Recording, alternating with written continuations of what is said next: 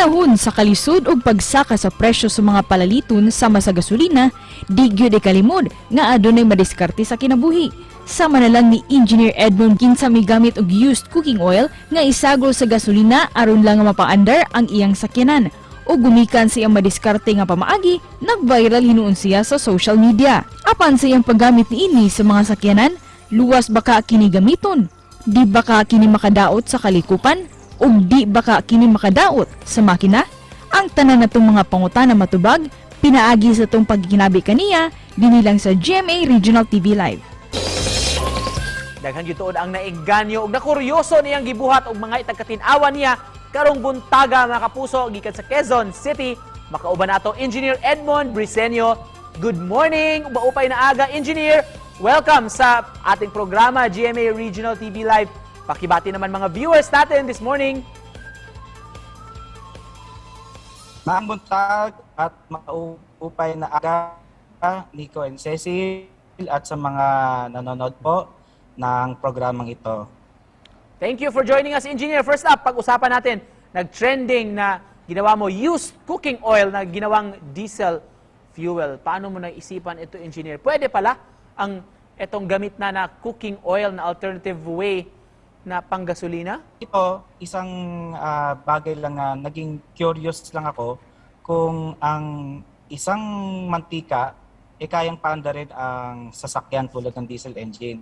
So, base sa pagsasaliksik ko kasi, ang diesel engine ay pinatatakbo siya nung inimbento yan ni Rudolf Diesel. Ang unang nagpapatakbo sa kanya peanut oil. Okay?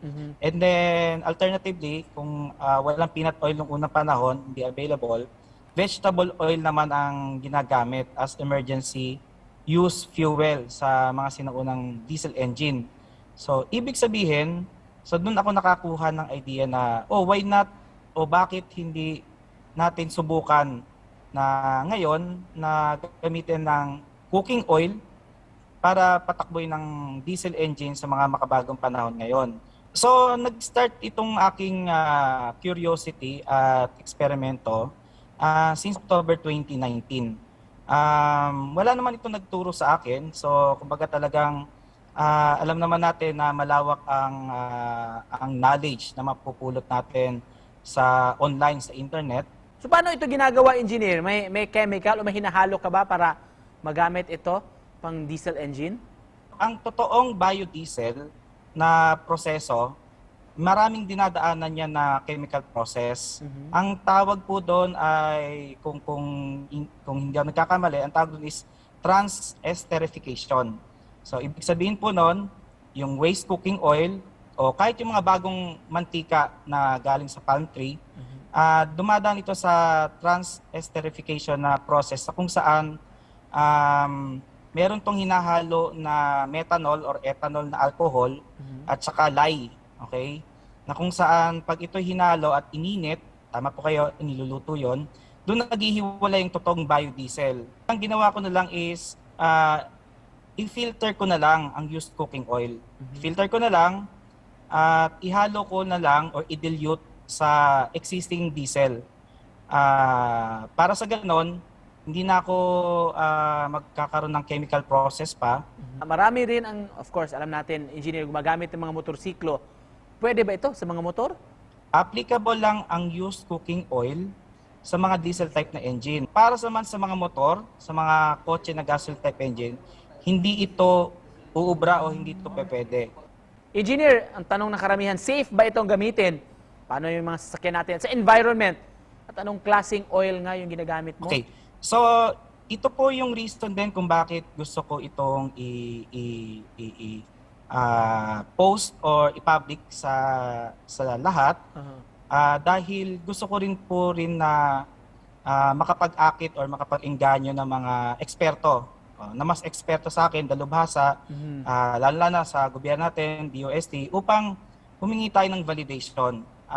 Hindi ibig sabihin na gumagana ng mahigit 2 years sa aking sasakyan nito ay safe, environmentally friendly na siya, at saka safe sa sasakyan, no? So, personal ko lang yon na opinion at karanasan. Pero silang mga eksperto makakapagsabi kung ito'y environmental friendly safe sa sasakyan at saka mas economical. Pero so far, nung nagpapa-emission test ako, syempre halos taon-taon tayong lahat, pag may sasakyan, nagpapa-emission test tayo, no? Pumapasa naman siya. Kahit ba ordinaryong tao, engineer, pwedeng gumawa nito o kailangang may eksperto pa rin? Hindi ko po nire-recommend, pero po, alam ko naman na marami talagang likas na Pilipino na maabilidad at gustong subukan kung ano rin yung ginagawa ko. So, nasa sa inyo po yon. Finally, engineer, mensahe mo sa ating mga consumers, sa ating mga viewers dito sa Central at Eastern Visayas. Okay. Sa mga kababayan po natin, ito pong ginagawa kong experiment ay personal lang po. Wala po itong, kumbaga, hindi pa ako nagpo-promote na gawin nyo kagad ito. So, ito ay isang demonstration lang or demonstration experiment na meron tayong nakukuhang alternatibong energy or fuel na pwede nating ipandagdag. Hindi man siya totally ipamalit sa crudo, but at least pandagdag para makatipid at makalayo. Thank you so much, engineer, for joining us this morning at pagbigay ng mga clarifications ng iyong mga inventions at home. Galing sa Quezon City, mga kapuso, Engineer Edmond Maraming Briseño. Maraming salamat.